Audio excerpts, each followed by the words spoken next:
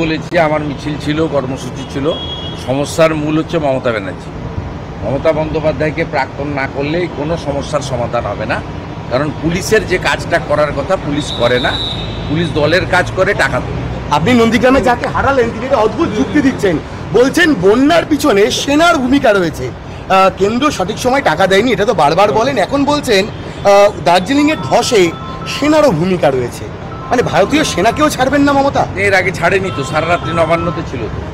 সেনা যখন এখানে একটা সমীক্ষার কাজ করছিল, কত গাড়ি এক্সিট এন্ট্রান্স নেয়, সেই সময় তিনি সারা রাত্রি ধরে নবান্নতে ধর্ণা দিয়েছিলেন যে সেনারা এসেছে। শুধু তাই নয়, যখন ভারতবর্ষের এয়ারফোর্স স্ট্রাইক করেছিল পাকিস্তানের ভিতরে গিয়ে, তিনি তখন নবান্নর গেটে দাঁড়িয়ে বলেছিলেন মমতা ব্যানার্জি প্রমাণ কোথায়। তো এ কথা আজকের নতুন নয়।